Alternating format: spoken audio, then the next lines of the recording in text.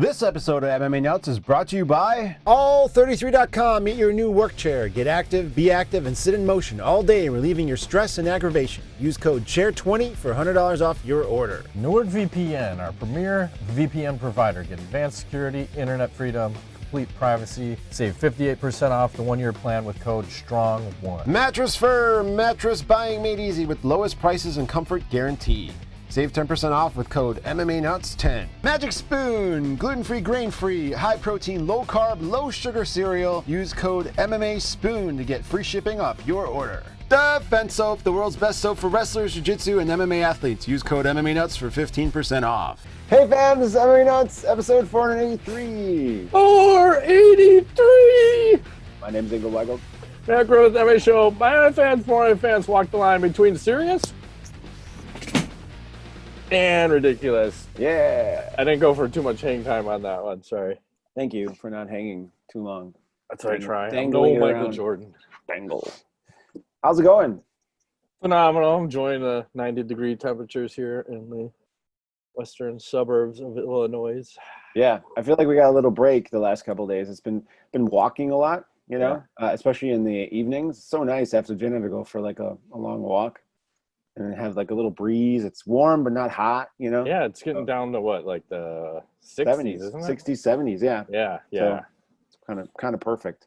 Nice break from this fucking 90-degree heat wave horse shit. Yes. Unlike my basement, which is minus 20 degrees. Hell yeah, to bring my sweatpants over for a fucking UFC party. It was epic. Yeah, we watched the UFC over the weekend. It was kind of cool to do it in person. It's been so long since that. Yeah, fuck yeah. Unfortunately, but then we have some friends that can't attend or that's a they're bummer. afraid, which sucks. Yeah, and I got to say, I think we both commented on this on Saturday. This whole going till 1 a.m. bullshit, it's nonsense. They need to fix this. I can't stay up till 1 a.m. anymore. It's too late. That's what I'm saying. It's dangerous too, because so I'm driving home. You know I don't know what time the main event ended. 12:45. So I got a half hour. Close to 1. Yep. You know, about a half hour drive. I counted 3 fucking drunk drivers on the road, and let me tell you, there was a shit ton of traffic out for a goddamn 1 o'clock in the morning on a Sunday morning. Yeah, it's crazy. And then you just see this guy's swerving all over. I'm like, I gotta move over here. This guy's just Yep. Like, yeah, they gotta move this fuck. And if they're gonna face fuck us with an extra hour of commercials, just start an hour earlier. You can't do this fucking 4-hour pay-per-view bullshit. I agree for sure. Even a half hour would help, but I remember when they used to struggle and they had to finish at midnight exactly Central Time, and now it's like whatever. They're not on pay-per-view. They can go till 3 a.m. if they feel like. Yeah, there's no incentive for them to get done, so it fucks up. The fight pacing is terrible. So it's like you have one fight and then let's jam 30 minutes of commercials or whatever it is. Where you've watched other cards where it's like boom, boom, boom, boom, boom. They got to work on that. But besides like the length of it, what was your thoughts on Fight Island in general? I mean, I liked it. I don't know. Bisping's commentary is bothering me. I'm with you. I hate that part about the broadcast. I really do.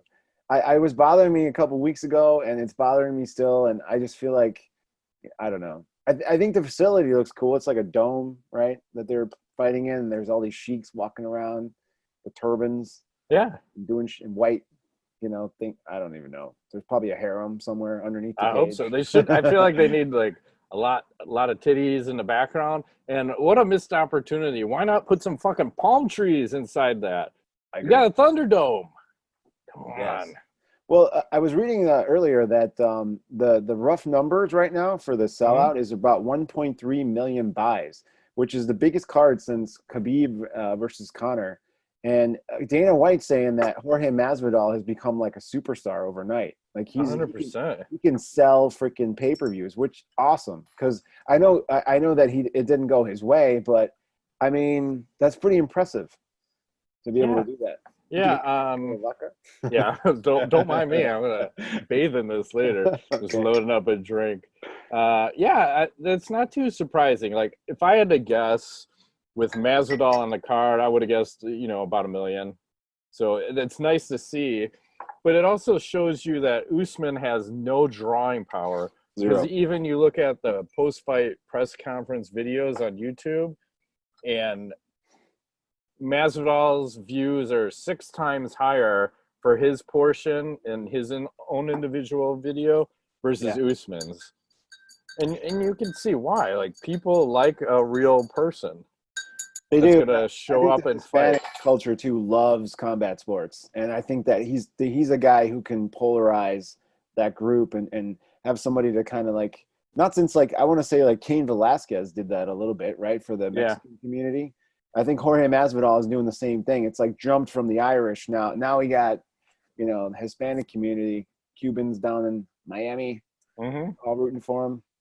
So yeah, it's good to see. And I want to talk about the broadcast. How about when we start the broadcast, there's no fucking audio, right? It was ridiculous. There was no audio. We got guys talking. We can't hear anything. Then it was really quiet for a while. And then there was stuff like herky-jerky, and you can hear like echoes during some of the interview. Yeah, like the double mic. So I think that Octagon microphone is picking up the commentators, so you're getting that weird vibration echo. And then, like, remember when, like, a fight would end and those guys would come out with the mosquito sprayers and fucking dust off the octagon. The guys are wiping. So, hey, they're taking it serious, man. They do a good job. Oh, so. I just read something today. Speaking of mosquito sprayers, so there's buses in India that they're hosing them down after people use them, like from these long trips. And there was a bus driver who, I tried to find video. I don't think there was any, who misunderstood what it said. So instead of hosing the bus down, when they got to the end of the destination, he made all the passengers lay in the street and hosed them down with that antibacterial shit. I'm like, only in India. What American is I see some shit out there. There's people be like, fuck no, you're not hosing me with that. You're going to have to kill me to hose me down. I'll fight you. I'm not laying down for anybody. No. Fuck that. But I think that made the cage a little bit slippery. You know, we saw a lot of people slipping and hopefully, I think, you know, every time they do the first event, something's going to be a little fucked up. So they're working out all the bugs. When we were talking about the number of pay-per-views, Aaron Brosseter tweeted out, he said the UFC 251 had 62% more bets placed on the card than their previous most bet card in history, which was UFC 249. That's crazy. Holy shit. So just across the board, you know, it's... And then how much money did the UFC get paid by Abu Dhabi? Like, they got paid for everything. I think they said they covered, the government paid for, like, logistics, transportation, testing, accommodations, training facilities, catering. And like, that's good. Good for them, man. Yeah. So we want to talk about the main event? The fucking best fight of the century? Maybe fight of the year. Kamaru Usman versus Jorge Masvidal. Surely you jest, Matt. Surely you jest. So what did we witness here? I don't know. I felt like it was you even said like where it's like, what am I watching Randy Couture here? Yeah, I think it's just like a throwback Randy Couture fight. I think Usman did not want any part of that stand up early in the fight at all. He was like, I'm just gonna hold you against the cage and tire you out a little bit. You're a little bit too dangerous. So yeah, and that's a weird game plan for, here's a guy who's taking a fight on 6 days' notice, and your strategy is let me lay on him and wall install him to gas him out. Are you fucking kidding me? These guys you could tell he's not in fight shape. No. He's not. Well, and it worked. Strategy. The strategy worked. I mean, it definitely did. And I think who wants to see that? Well, it was late, and I was actually half asleep for part of it, I think, and I woke up because you were yelling at the TV like, "This is bullshit." I'm like, "Oh, I guess I missed the last 3 minutes." Sorry, but I feel like Masvidal even said, like, you know, there were some things he did wrong, and some things he thinks that if he had a full training camp for, he could do better, and. You know, I can't fault the guy. He made some money on this fight, but I think he got a bum rap. Like, you know, I hope he gets another opportunity at the title here. So, yeah, and if I'm Usman, I got to reevaluate my life because what the fuck's important to you? Is it winning at the cost of fans? Like, you already see the fans don't like you, right? That's not going to help your case at all. Like, this is the kind of shit I cut people over. I'm ruthless. Like, I'll John Fitch this motherfucker. I would make him fight on a goddamn prelims. That's how much of a bitch I am. Yeah. You can't fight like that. I'm sorry. The goal of the fight should be to finish your opponent, not to use the rule set to win on your terms. Like, take a chance. Could you get knocked out? Sure you can. But if you're that afraid of a guy that's had 6 days notice to fight and your game plan is to tire him out, maybe you shouldn't be fucking fighting anymore. I agree. Call it a day. So yeah, and I feel like he's taking a page out of the Tyron Woodley playbook here, and he's slowly going that way. And I think the fans are souring on him. Dana White's souring on him. It's just the whole thing isn't going to work out well. So no. And Masvidal, he doesn't lose any star power in this because he comes out in a win-win situation. He had everything against him, so he takes a fight on 6-day notice. He's not in fight shape. He loses his main cornerman and head coach and Mike Brown because he sat next to someone who tested positive for COVID on a flight, so he gets pulled. And they were saying Masvidal's manager was FaceTiming with Mike Brown during, like, in between rounds, and then he's relaying the information, but it's just not the same. Like, if you don't have, like, that calming force in your corner that you're used to having, it's gonna have an impact. It will, regardless of, you know, how this fight played out. And I was surprised when Masvidal starts the fight and he's just throwing kicks like crazy. Like, I'm not concerned if I get taken down.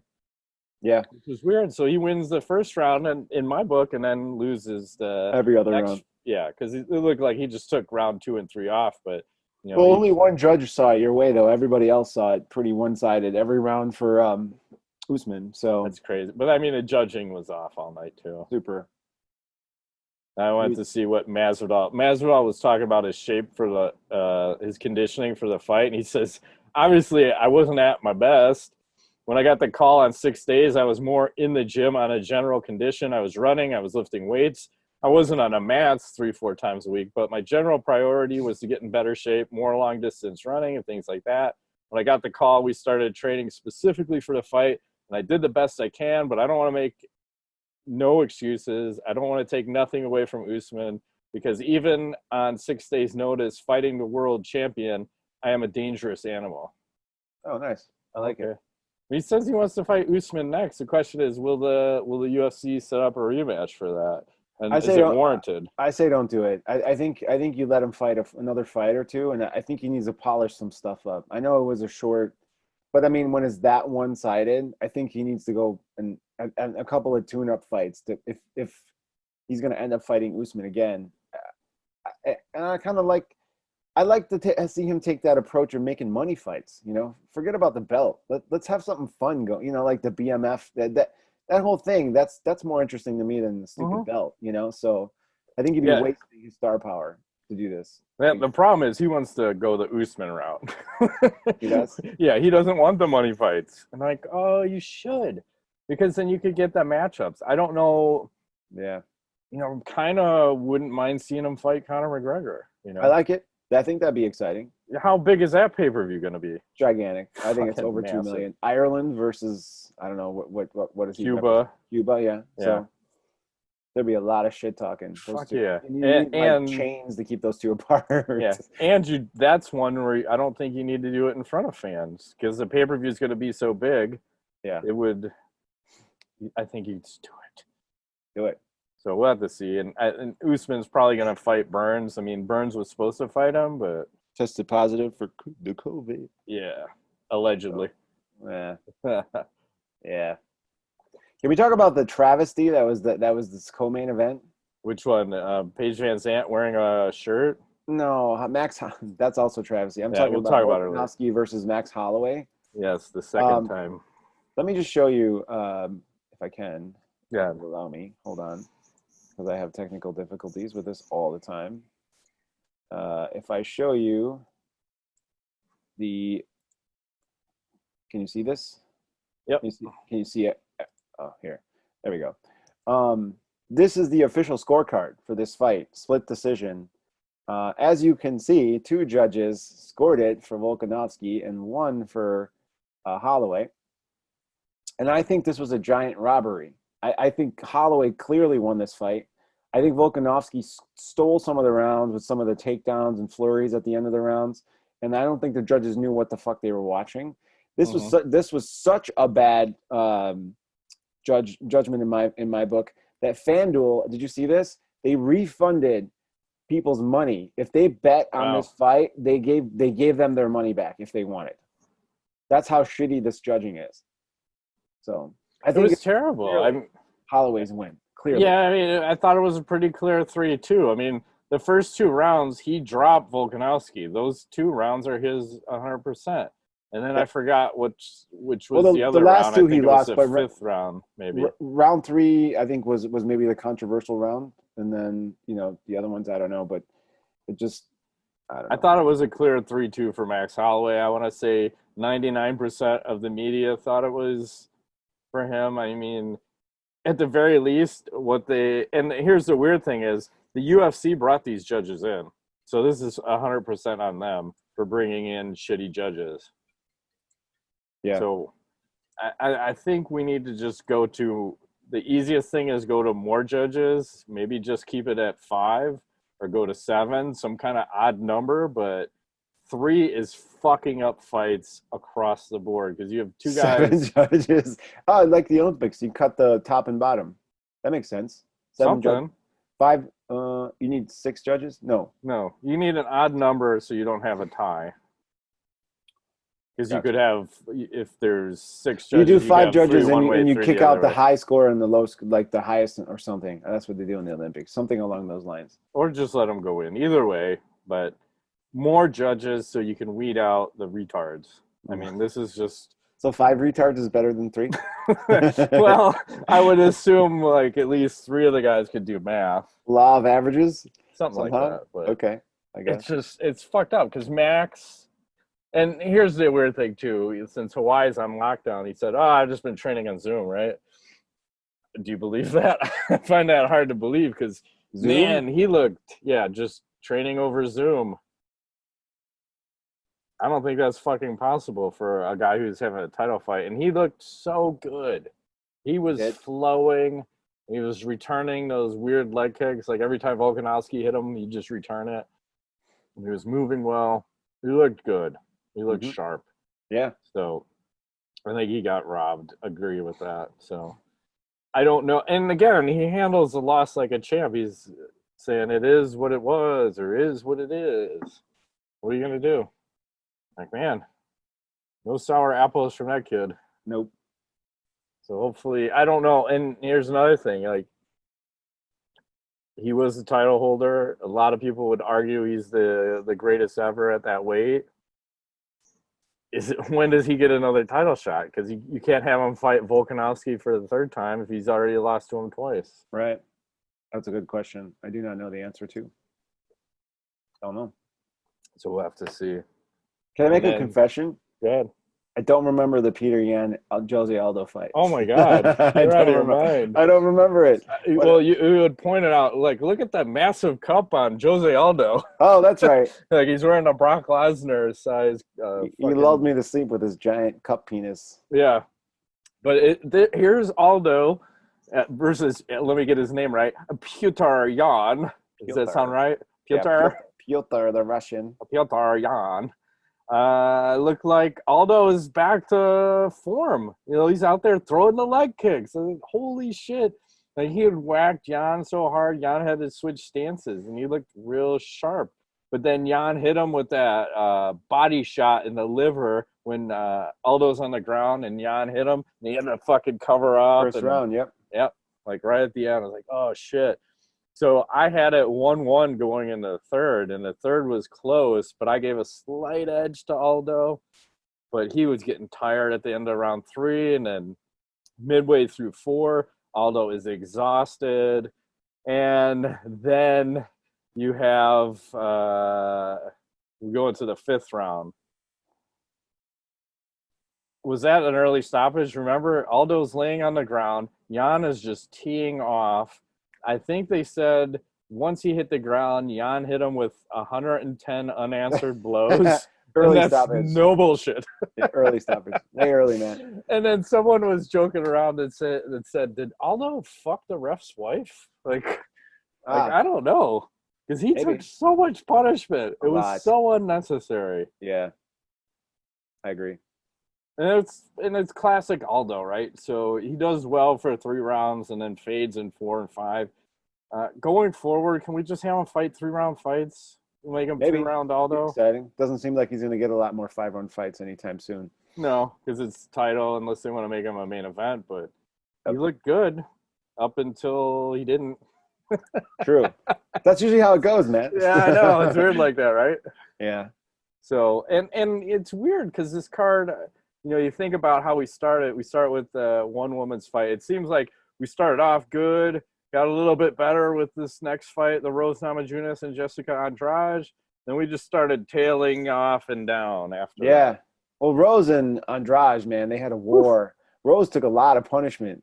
Yeah, the 3rd round, like the first 2, she was dominating. She was flowing, Yep. looked sharp. And then Andrade just said, you know what? I'm going to throw some fucking caution to win. Maybe Yeah. like an uppercut or 7. Just kept tagging her up. But Rose gets the win. Split decision again. Yeah, I don't know if 128. I put a picture. I had a picture of her. I didn't put it in here, but I mean, everyone can fucking Google that and see. Like, her nose was fucked up and her eye was all swollen up and yanked up. So, like, holy shit, good for her and good to see her get back to the win column. Mm-hmm.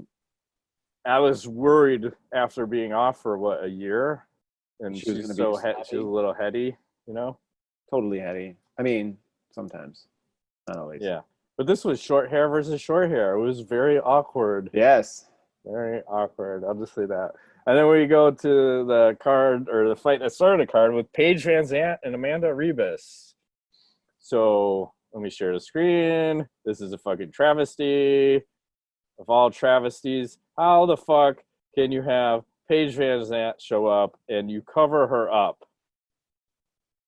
She was trying not to be a sex symbol, man. That's her selling power. Because I thought this was a sex symbol fight. I was surprised. And it's typical UFC, right? So if a fighter's on the last fight of their contract, let's give them a super hard fight that they're probably not going to win. Devalue themselves in the process so they can go out into free agency and not make as much money as they should.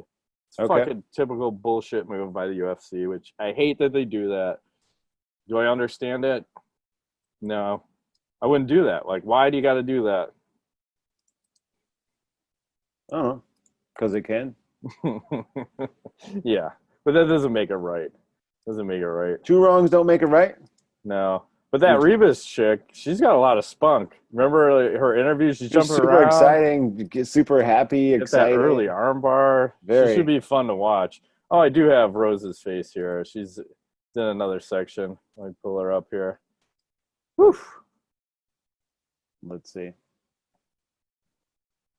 Oh, there you go. Yeah. Nice gash across the nose and big old mouse under the eyeball. Yeah, that's tough. Mm-hmm. She's very tough. Yeah. So hopefully she'll be back soon. I want to stick on UFC 251. There's a lot of cool fan art from people for this card. So let me get the first one up here. This is Adam Nelson. He's at Gorilla the Bear on the Twitter. So he's got this picture here. Oh, I like it. So that's one of his. Like, that's fucking cool. Really cool. And then these next ones are fucking off the chart. If I can get this fucking Google working right. God damn Chrome. Hang on. I'm stuck. Here we go. I can't full screen. Every time I full screen, it fucks me up. And I say that every show, by the way. You do. Maybe I'm retarded. I don't care. You might be, but that's okay. We love you anyways. But I got a full screen on this. All right, here's the next one. This is sick. So there was a X-Men UFC. Oh, nice. So this guy, he did this first picture, black and white, right? I kind of like that. That's the black and white one's really cool. And then he had someone else colorize it. It's the same guy, Gorilla the Bear. But you can That's see cool it. too. Like, it's way more detailed when you get in on each guy. I'm like, holy fuck, man, that is some cool shit. People are very talented. Doing. And then there was one last one for Rose Namajunas. Looking. Get all this shit going.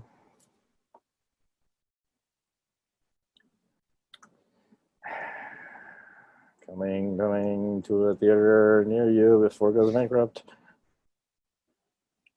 Oh, nice. I like that. Rose, same guy. I like the one on the right. That's pretty dope. That one. That's cool. Yeah.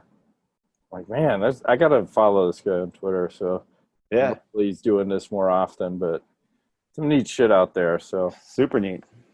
That's all for the UFC 251. I'd say overall, probably a successful event. You know. Mm-hmm. I want to give credit to John Anik, because I remember I always shit on him initially, like, this guy fucking sucks, he's no Goldberg, but now he's becoming part of the best part of the process.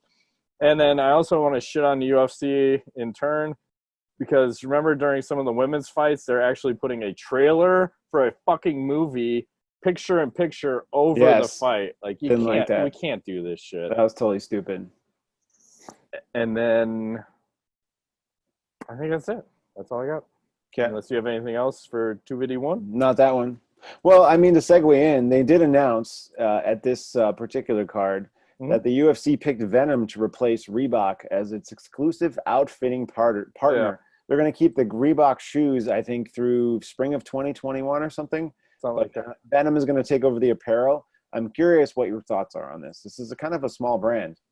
Well, I'm assuming the UFC probably got like a chunk of their company, maybe like 75, 80%. Or 100. Like, yeah, we'll do a deal, but you're going to fucking sign your company over. It's not a major brand. And you got to look at the conditions right now, right? So because of the pandemic, you know, Under Armour is pulling out of fucking their apparel deals, or trying to. I actually think it's an upgrade from Reebok. So now you're going to someone that has been specifically in the MMA business. So they know what the fuck works as far as shit's not going to be breaking. Because remember, like, the first stage of all the Reebok stuff, like, they're misspelling shit. I don't know how many wardrobe malfunctions or ripped gear we saw during the first few events. We're going with, okay, you're going to wear black and white, and then you're going to wear white and black. So very contrasting styles. Venom actually like this more than a Nike or an Under Armour. And allegedly the fighters are going to get paid more. So hopefully that happens. They didn't release any of the details, but, you know, if this pandemic doesn't happen, do you think Nike or Under Armour would have been one of the brands? Yeah, maybe. I mean, I think it makes a lot of sense if you had one of those brands, but I think everybody's staying tight and keep playing it close to the hip. Yeah. Nike does not know MMA, so they know a lot of other sports. And I think now with the professional sports leagues up in the air as far as who's going to do what and when, and it could change any time, I doubt anyone was willing to gamble on the UFC, where Venom's like probably chomping at the bit to get after him. So yeah, I think they had to give up something, though. They had to give up some equity in the company, because I don't know if they could afford that. You know, if you're just selling MMA apparel, how much can you sell? I mean, the UFC was saying in 2020 they've sold, so far to date, they sold more apparel right now than they did all of last year. So obviously it's a huge business, but I would like to see who's it coming from, because is it just because of Sean O'Malley when they sold $1 million worth of that kid's shit, and then that somehow suppresses everything? Or it could be all this Fight Island shit. There's some cool gear, and I don't always say that about, you know, the UFC and Reebok shit, but I don't think the Fight Island shit is Reebok. I think that's just theirs. Yeah, I mean, that makes sense. And we got a card coming up Wednesday. You got this Calvin, I'm always pronounce his last name wrong, Qatar versus Dan Ige. Okay. That one should be a good fight. And then they also said Jared Gordon is fighting on this card. They said his whole team tested positive for COVID. So he has no one to corner him. How is he not COVID positive? I don't know either. So something's happening. But Paul Felder is commentating, and Paul said that he's going to take a break from commentating and then go over and corner Jared and then come back to commentate. Wow. How fucking cool is that? That's awesome. Really cool. I want to see that transition. But unfortunately, I think that means Michael Bisping is going to be on the fucking commentating booth. We got to get that guy out. I hate that guy. I mean, for many reasons, but the commentary is just... Well, if the guy's blind, how can he fucking commentate? I was arguing I was telling my brother this. I said, I think he only has one eye, and that's why we're getting shitty commentary. Yes. So who's worse? Who would you rather choose to commentate? Cormier, Rogan. No, I mean, I'm going to give you options. Bisping or Dominic Cruz. That's it. Okay, I'll take Bisping. Ooh, that's tough. I think I'd rather have Cruz over him because Cruz is at least more right than wrong. Bisping at least has some flavor. He's got some emotion. Cruz is just robot. I talk like this. Yeah. I have no fun. I fuck missionary. Okay. But I move very fast when I do it, side to side. He's all weird. It's all cool. Whatever. What else is going on? Go ahead. I think I'm out of news, my friend. Oh, we got a card on Saturday. Let's see who's fighting too. They're doing back-to-back shit, right? Let's see. UFC Fight Night. I'm pulling this up. I may or may not share the screen. Oh, yeah, we have fights. Moving right along. Yeah, doesn't look that exciting to me. There's one good fight. There's that Jack Hermanson versus Kelvin Gastelum at middleweight. That one should be interesting. Okay. There's another chick. She's pretty hot. Irian Lipsky. Let's pull this fight up. Hang on. I'm going just on looks now. I'm going to share screen. These two are fighting. Whoa. I like the Queen of Violence. Yeah. She's from Brazil. And then we have Dread. She's from Brazil's too. Huh. They look very feminine. Yes. That's interesting. Yes. So big difference in experience too. Like 12-5 versus 6-1. Yeah. That should be a bit. We have that one going. And then I want to show you the card, the poster for UFC 252, which is pretty neat. Oh, I like it. Almost looks like it's got a Joker vibe to it, doesn't it? It does, yeah. The noses don't quite line up, but that's okay. I like that one. Mm-hmm. Don't like this guy. Cormier Cormier doesn't look scary. Miocic looks like he's a little scary. Yeah, but they gave him that yellow glow. Mm-hmm. Yeah, I think the yellow glow is menacing, and then that pointy nose. So he's got two angle downs that make him look more intimidating. He's got it too, but it's not as pronounced. Yes, he has more of a soft teddy bear face. Yeah, it's not as grizzled. This looks more grizzly. Mm-hmm.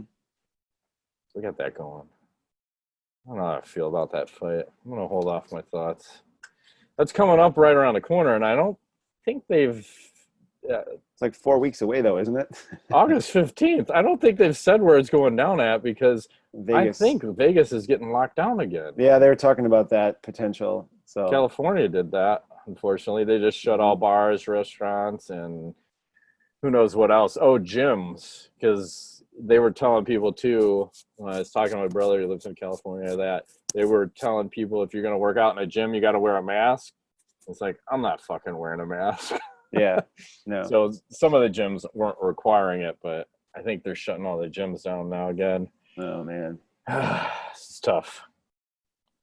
We'll get through this some year. One day at a time, my friends. Some year. And, you know, that we were talking about the EA UFC 4, and we saw the cover. It's really Masvidal and Adesanya. Pretty cool. Something new. I hope the game's good. Yeah, it's hard to say. I didn't play. I forgot when I stopped playing it. I think 2, for me. Yeah. Maybe even 1. Might have been. Well, no, nothing's going to beat the THQ version because that was a No. video game. Now they just want to make it as real as it gets. Right. But I saw this cool celebration that's in the game that someone posted. So you actually get the Jorge Masvidal celebration. And With the hopefully I double don't have cornrows? volume. If I have volume on, I'm sorry. Oh, I love it. You got to get that in. If you don't, go fuck yourself. Yes, I dig it. Hopefully you can just throw that out at any time. Like when you're fighting, just take a dive. Yes. What else have we got going on? Oh, in some weird news, John Anik tweeted this out. He said, next tattoos for me are likely game bred, but not on the neck, and the FE symbol in honor of Frankie Edgar. Not opposed if you want to drop me some other ideas. So what the fuck's going on with that? He's tattooing his body everywhere. Yeah, didn't he have to do the 209 for Nate Yeah, Diaz he did. for picking against him or something? Yeah, which is pretty cool. Yeah. So is he living the life now? I don't know. All right, here's the last weird one. This is a little lengthy, so I'm going to read this wall of text. So I Am Live for the Blind launches with sports broadcasters providing first of its kind access to adult entertainment for the visually impaired. It says IamLive.com, offering the largest variety of adult webcam experience, announced today the launch of I Am Live for the Blind, a website dedicated to providing the visually impaired the live camming experience that millions around the world currently enjoy. The live sessions will be commentated on by the sports broadcaster giving the play-by-play of what's going down, so the user can properly visualize what's happening on the screen in front of them. Adult entertainment, for the visually impaired has been severely lacking over the years, particularly in the live camming area. Blah, blah, blah, blah, blah, blah, blah, blah, blah, blah. And this is the one they had offered Joe Buck the broadcasting job, and for $1 million, he had to turn it down. And then here's a quote from somebody. He says, I'm a broadcaster. My skills include being able to describe the action, whether it be on the field or in the bedroom, accurately and intimately, enough so that viewers do not need to be able to see a screen to know what's going on, said Sean Wheelock, one of the commentators from Live and a veteran of MMA and soccer broadcasts for Bellator and CONCACAF or whatever. When you're calling a play-by-play for a sporting event, you sometimes take for granted the people watching at home being able to participate, blah, blah, blah, something about blind people. What do you think about this? What do you think about that? Former MMA broadcaster. Sounds horrible, and I don't I don't know what to tell you. I mean, that it doesn't even sound erotic at all. It sounds really confusing. I'm just gonna say this: who the fuck wants to hear a man's voice when they're fucking whacking off? I don't need to hear a broadcaster telling me about. All right. This guy's about to put 18 inches somewhere where it shouldn't or it doesn't belong. And it looks quite painful. Yeah. What are you, Mickey from Rocky? Cut me, Mick. I don't know. The whole thing feels so wrong. It's dirty. Maybe if you're blind, you got to have a woman doing the broadcast. I don't even think a woman wants to hear a man fucking sound it like a baseball game or anything. I don't know. I'm out on that one. Yeah, I'm out. I can't be in. And they're going bankrupt within a month. I hope so. Maybe even on the first day, the whole thing will just crash. It's so not right. So speaking of that, let me pull this up. I'll give you a pick. Let's go chick pick of the week. All right. Kenzie Dern was out in Abu Dhabi's. Ooh. It says Abu Dhabi sunsets are amazing. I like it. A classy picture. So good on her. Mm-hmm. Out enjoying the sun. And the beaches. Sons of beaches. Mm-hmm. Tweet of the week. I don't know what I have. I just pull. Yeah, remember Henry Cejudo had tweeted out. He said they posted that on the broadcast. Congrats, precious Petr Jan. but you absolutely suck. You'd be lucky to make it past 2 rounds with Triple C, you ugly potato. And Sean O'Malley with a retort. I thought you were retired. Go make your wife a sandwich. I love it. Like, what is going on? And I think everyone's buzzed and just nipping at each other. Fucked up. Yeah. And that's the nuts. The Rugby Machado close it out. It's time. Bounce on the troll. Bounce on Matt Red Trade. Bounce on Eagle Sugar Daddy. Says once again, and he's back. Hey, congratulations for being back. Hope you're doing all right. Once again, I want to ask you guys some existential and philosophical questions. Number 1, do we control technology or is technology controlling us? I think technology controls us for most people. I agree. You got to just walk away, take a vacation, and don't look at... I was just having this discussion. I think there's something to be said when the creators of said technology, i.e. Bill Gates and Steve Jobs, do not allow their children to use tablets and devices when they're young. I think don't they send their kids to a school that actually uses real books? Correct. There is something to be said about that. They make their money off that stuff, but they're not letting their kids use it. No, they're brainwashing all our kids, and yes, they're probably loving this. Oh, everything works from home now. Yeah. Like, Jesus Christ, guys, come on. Yep. Number 2, will a curb on buying guns and arms reduce the number of shooting sprees in the world? Nope. No, crazy as crazy does, and stopping gun sales isn't going to stop a fucking thing. The bad people are going to get guns regardless, and if they don't, they're just going to get a fucking semi-truck trailer and drive through an old folks home. That too. So, 3. That was very specific. I don't know. I don't write the rules. I just enforce them. Do we change when we have power? I think we do. Most people. Yeah, it corrupts all these guys, right? Yes. Look at Trump. Wasn't he a fine, upstanding citizen before he got into office? No. He got corrupted worse. He got more corrupt. Yeah. Extra corrupt. And he's sitting on a chair and someone's fist goes right up his culo. Yeah. Yep. Number 4, will technological advances wipe out humanity? I don't know. I'm not sure about that one. I feel like a virus might wipe us out beforehand. Yeah. Not this one, but maybe some bubonic plague. I heard they found it in Colorado. There was a squirrel. Yeah, that had the bubonic plague. Oh, it's all coming. Yes. It'll all work out. Maybe, until it doesn't. Yeah, that's how it works. Let's do some Fuck, Marry, Kill. Celebrity edition number 99. Hollywood, give me wood. Number 25. So you have here we go. Alexandra Daddario, Emma Stone, and Gal Gadot.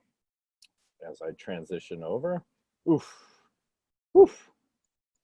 Share screen. Doot. Yikes. Doot. That's pretty good. You got a triple threat right there. That's pretty good. I think she was on Baywatch or something. Oh, movie or show. Something. I like it. Emma Stone. You know She's her. Dirty. Then Gal Gadot. I found a picture of their. Looks like Liv Tyler right there. A little bit, right? That's Wonder Woman. I don't know. I'm out on the last one. I think I might marry the first one. Emma Stone looks crazy. Yeah, we're in agreement. Nice. That's rare that happens. Yes. But it all works out. All right. What else we got? You have any knowledge for this week? We're moving along here. Knowledge. I discovered, I sent it to you earlier, the Dr. Seuss to rap beats. Oh, yeah. There's that guy. If you Google Fox and Socks to Dr. Dre beats, that'll get you going. There's a whole bunch of those. They're pretty, I'm impressed by how well it's done. It's pretty funny. If you have kids, they probably dig it. So. Yeah, the guy's on point. Yep. Really good stuff. He does a lot of them. He does. Let's see. This shit I'm going to share. It's already playing. Hang on, I gotta pause this. Don't share shit, please. I don't want to see shit. Oh, no. Here's my third from earlier. Jesica! For the guys! Oh, my God. Break your eardrum shut? You're welcome. You're welcome. I'm here all week. I don't do mushrooms. Oh, no. What's happening? I feel this. Check out this bear fucking nunchucking. Trying to give Nate Nick Diaz to run for his fucking money. What is that? Man. Barbecue tools? What is he? What is I he don't doing? know. Why is this bear playing with the grill tools? Is it really? He's- It looks like a person. Nah, that's a real bear. He's in the zoo. He's fucking some shit up, but he's He looks happy too. He's like, yeah, look at this. Maybe it's a back scratch. I'm a ninja. God damn, that's fucked up, man. Pretty impressive. I'm kind of frightened by this, and we probably just got our video pulled from. That's okay. I gotta run away from that shit. I don't know if I have anything else. I think that was about it. All right. You're now done. Shut it down. That has been this week's edition of MMA Nuts. My name is Ingo Waggold. Matt Griffith, thanks for playing us. Toodaloo. Toodaloo. Something.